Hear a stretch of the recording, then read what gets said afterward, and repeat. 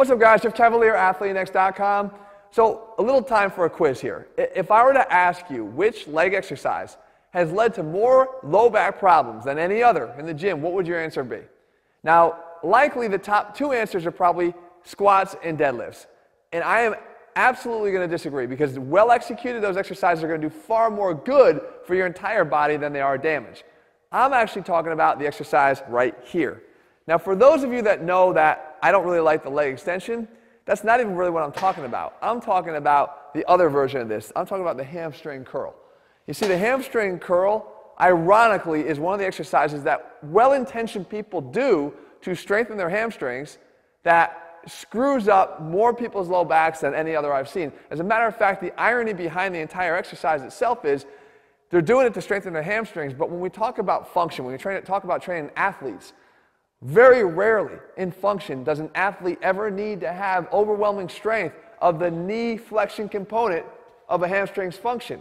Now, we talk about hip extension, that's a whole other ball game, and that's something you really want to focus on. But doing something that isolates knee flexion here under heavy load is not going to do the trick, but it is going to screw up your low back, and this is why. So I literally had to dust this damn thing off. You can see, Jesse, all the dust particles all over this thing. See them floating all over the place in air? Because it's been in my basement. It never made it officially to the gym here for the official move, but I still have it for demo purposes. Now, what we do is we get down here and we get in position to do the exercise, and this is what causes all the problems. When I'm down here and I start to move heavier weight or get fatigued, what do? Well, we start to, as we're trying to pull up, we start to lift our butt up into the air. And some machines even place us in that position to start. They keep us up with our hips elevated, which is even worse. But when we're doing this here and we start to do this, what's really problematic about that is what's actually causing that. Now, why do we do it first? We do it because we know that we got to get our heels towards our butt. Okay, get the heels up towards our butt. Well, when we start to, to have problems, what we do is we say, well, if we can't get my heel to my butt, I can get my butt to my heel. So if I lift my butt up, I'm going to shorten that distance and make it easier. But what I'm also doing is I'm shortening that moment arm to make it a little bit easier on the hamstring itself to execute that motion.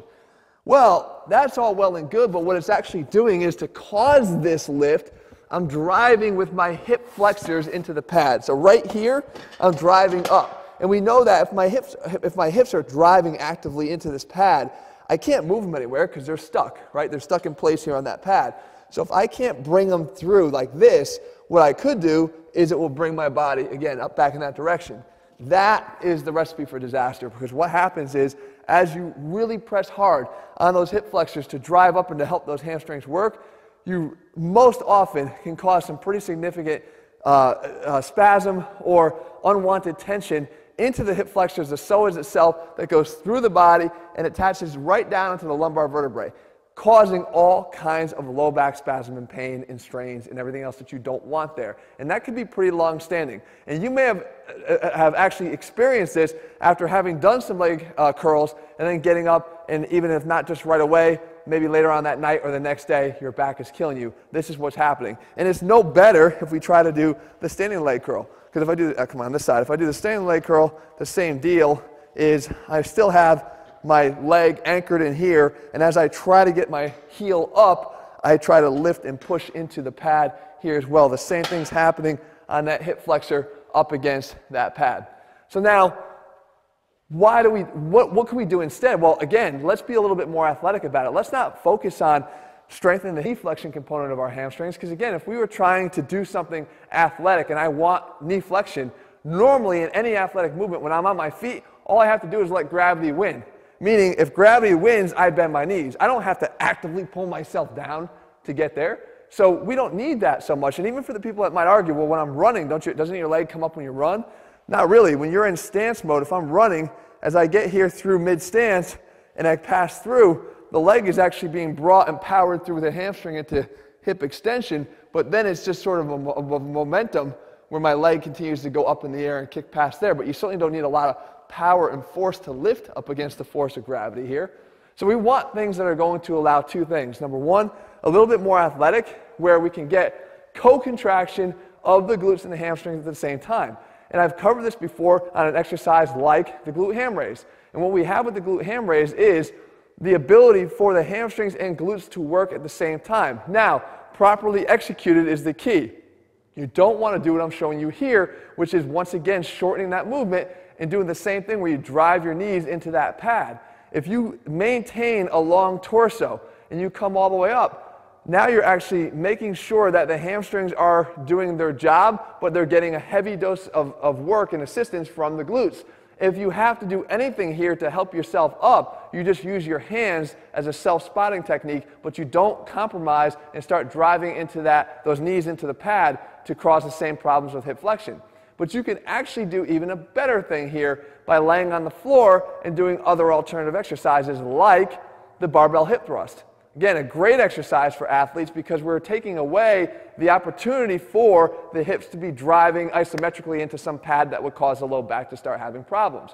And we can even do this with no barbells at all by doing these bridge curls, where we basically are allowing ourselves to let the legs slide out and then bring them back in again. Again, always trying to focus on keeping the pelvis up high to make sure that the hip extension component of the hamstring strengthening is key. And finally, we can even do this with a physio ball if we need the extra assistance here and to make it a little bit easier. But no matter what we do, we want to train like athletes, guys. And the focus is you got to get the things that matter the most when it comes to training a muscle and try to discard the things that don't work. And here, I know it's a popular exercise, and I know it's something that we always do, but why? You have to ask yourself that question sometimes, and if the answer doesn't really line up with the science, then maybe you got to rethink your training. So guys, if you're looking for a program that puts the science back in strength, as a physical therapist and somebody that has to prioritize the things that work because I'm applying it to real athletes and real situations where they have to thrive, that's what ATHLEAN-X is all about. You guys can train the same way, train like an athlete over at ATHLEAN-X.com. If you found the video helpful, leave your comments and thumbs up below. Let me know what else you want me to cover, and I'll do my best to do that for you in the days and weeks ahead. All right, see you soon.